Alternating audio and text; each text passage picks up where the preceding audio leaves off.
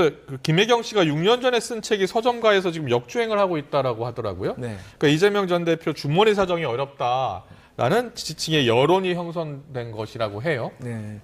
최근에 제가 들은 말 중에 가장 그 나경원 후보로부터 와닿는 말이 정치인하고 연예인 걱정하는 것처럼 허무한 게 없다. 예, 예. 근데 이제 그렇습니다. 저는 그 지지자들이 네. 정치인들이 이렇게 검은 돈이나 검은 거래를 하는 것보다 어쨌든 출판한 책을 사주는 것은 저는 예. 그건 좋은 캠페인이라고 생각을 하고요. 예. 여야가 뭐 자기가 좋아하는 정치인의 책은 사주는 것이 저는 좋은 캠페인이라고 생각하기 때문에 예. 여기에 대해서는 뭐 안 좋게 생각하는 게 더 이상하다. 라고 생각을 하고요. 예. 이제 뭐 이재명 대표의 사법 리스크가 이제 문제가 되는 건데 저는 네. 뭐 원만하게 잘 해결되리라고 믿고 있습니다. 네. 민주당에 허경영 같은 분이 있으면 안 되죠. 예. 저는 예. 그렇게 생각을 하고요. 저는 최근에 많은 방송에서 박지원 의원이 출마해야 된다고 말을 했습니다. 아. 왜냐하면 호남 정치가 사실 민주당의 중심인데 아. 호남 정치인들의 존재감이 전혀 없습니다. 예, 예. 그러니까 지난 선거에서도 그래서 현역들이 많이 낙선했던 이유가 거기에 있거든요. 예. 그래서 근데 저는 뭐 박지원 의원께서 저렇게 입장을 밝히셨으니까 저는 최소한 3선 정도 이상 됐으면 예. 중앙 정치에서 한번 뜻을 펼쳐야 된다. 아. 근데 그럴 자신 없으면 저는 그만둬야 된다고 생각합니다. 예. 그냥 낙향해서 예. 고향 예. 가셔야 돼요. 그런 차원에서 뭐 강원도 대표 한 명, 뭐 하다못해 제비뽑기라도 해서 강원도, 충청도, 전남, 광주에서 저는 한 명씩 나와가지고 예. 본인의 비전에 대해서 얘기를 해야죠. 이게 뭡니까 이게 아무도 이인영 안 의원 사무실에 강성 지지층의 항의도 빗발친다라고 하던데. 아니 어차피 3선 국회의원 돼서 중앙정치에서 뜻 못 펼치면 고향 갈 건데 예. 아니 뭐 개혁의 딸들이 조금 전화 좀 한다고 그게 무슨 문제입니까? 예. 아 이재명 대표도 그 문재인 대통령과 아니면 뭐 친노의 어떤 후보들과 겨루어서 예. 그래서 인지도도 쌓고 대중정치인 돼서 지금의 이재명 대표가 된 거거든요. 예. 그리고 굳이 나오면 꼭 싸워야 됩니까? 그게 아닌 거예요. 예. 그리고 저는 뭐 70년대 뭐 이탄희 전 의원 같은 분도 좀 나와서 예. 조금 당이 흥행이 좀 돼야지 예. 이렇게 추대 이런 얘기 나오는 거 정말 좋지 않다 저는 그렇게 생각합니다. 지금 민주당 국회의원 수가 170여 명이죠. 맞습니다. 예. 아직 한 명도 없는 겁니까?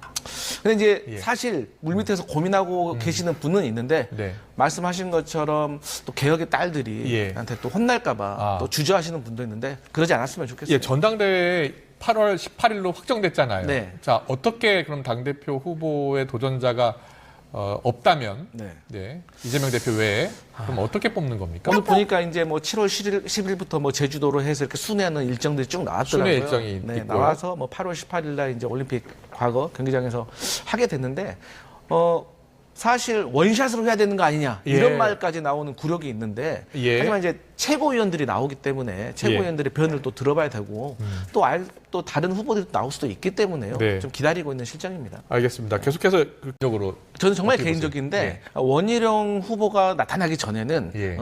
나경원 후보에게 조금 마음이 있었다고 봅니다. 근데 이제 우리가 보통의 후보를 정할 때 두 가지 네. 조건이 있잖아요. 이길 수 있는 후보, 믿을 수 있는 후보. 예. 그러니까 나경원 후보가 그나마 한동훈 후보를 제외하고 당대표가 될 가능성은 매우 높지만 네. 신뢰성에서 조금 담보하지 못했던 것 같다. 그 사이에 사실 나경원 후보가 친윤과 선을 많이 그었기 때문에 저는 안 되겠다. 원희룡 후보로 돌아야겠다 예. 해서 원희룡 후보가 갑자기 등장을 하게 되고 예. 또 최근에 우리 윤석열 대통령의 호위무사로 불려지는 이용 전 의원이 예. 사실 대통령실에 입각을 한다. 그다음에 혹은 문체부 차관으로 또 여러 입각을 설이 한다. 있었죠. 이런 하마평에 오르셨던 분이 갑자기 원희룡 후보의 캠프에 갈 수도 있다는 보도가 흘러나오면서 이러한 것들은 누가 보더라도 대통령의 마음이 원희룡 후보에게 있지 않나라고 생각할 수밖에 없다. 믿을 수 있는 대표를 찾을 것이다라는 표현을 하셨는데 그러면은 한동훈 후보는 믿을 수 없다.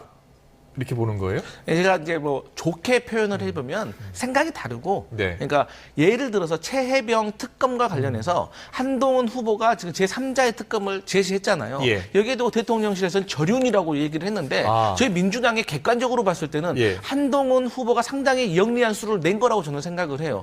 일차적으로 이 제3자 특검을 민주당에 공을 던지면서 시간을 벌었고 네. 시간이 벌어지는 이 가운데 공수처 수사가 끝날 수도 있습니다. 그리고 만약에 끝나지 않는다고 하더라도 이 민주당에서 특검을 발의하고 예. 거부권을 행사하신 다음에 재표결에 들어갔을 때 예. 그 국민의힘 구성원 중에서 8명이 이탈을 하게 되면 예. 특검이 진행되는 거예요. 그렇군요. 그런데 예. 이 8명이 한동훈 후보가 제안한 이 3자의 방식 때문에 국민의힘에 머물러 있을 수 있는 공간과 여유를 마련했다. 그러니까 지금 국민의힘이 원구성에서 상당히 무기력한 모습을 보여준 거에 비교를 하면 예. 한동훈 후보가 내세운 그 제3자 특검안이 저는 상당히 영리했다라고 판단하고 있습니다. 그렇군요. 저희가 봤을 때 최근에 뭐 예. 새로운 미래를 준비하는 모임, 뭐 이런 모임에서도 어쨌든 간에 다른 후보들은 참석을 했는데 네. 한동훈 후보는 참석하지 못했어요. 그러니까 그 이유에 대해서는 저도 저희 당 사정이 아니기 때문에 잘 모르겠지만 어쨌든 간에 저희도 뭐 저희 당에서 전당대회를 많이 치러보면은 네. 사실 공정한 선거를 위해서 영향력이 있는 모임이나 행사에는 후보들을 꼭 다 부릅니다. 네, 그래서 그 후보가 오지 못하면 날짜를 연기해서라도 부르는데 그런 것들이 없었다는 것이 사실 조금 미심쩍기도 하고요. 그렇군요. 그다음에 뭐 앞서 말씀하신 홍준표 시장 같은 경우도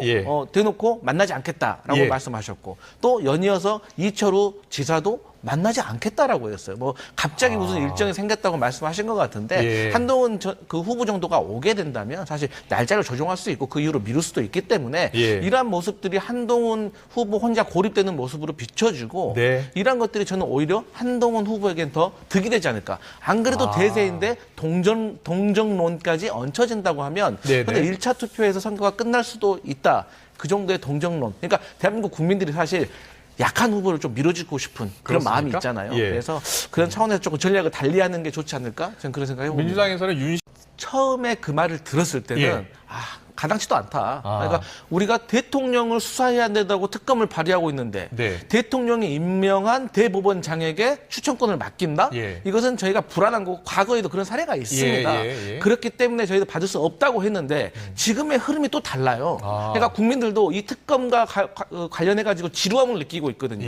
그래서 그 야당 내에서도 그래 특검은 변협해서 대법원장 말고 제3자 변협을 통해서라도 받자. 특검의 역할에 충실할 수밖에 없다라는 또 분위기가 반전되는 게 있기 때문에 저는 한동훈 그 후보가 상당히 영리한 수를 내었고 오히려 원희룡 후보나 다른 후보들처럼 막무가내로 안 된다고 하는 건 정말 민심을 읽지 못하는 것이다. 그렇게 보고 있습니다. 우상호도 지금 현재 상황을 보면 1강, 2중, 1약 이 구도니까 당연히 2등, 3등, 4등은 1등을 공격을 해야겠죠. 그러니까 이 1등 전략은 지금의 상황에서 변수를 통제하고 그다음에 리스크를 없애서 1위로 계속 가는 것이 전략일 것이고 2등은 어떻게든 1등의 약한 고리를 공략을 해서 지지율을 끌어올려서 역전시키는 거. 3등 같은 경우는 뭐 과감하게 뭐 연대설, 단일화 이런 구도가 아니면 넘어서기 어려운 구도이기 때문에 각자 나름대로 전략을 취하는 건데요. 근데 방금 말씀하셨던 것처럼 원희룡 후보가 오랜만에 좀 전략을 제대로 취한 것 같다. 그래요? 그러니까 본인께서는 물론 검사 출신이긴 하시지만 사실 원희룡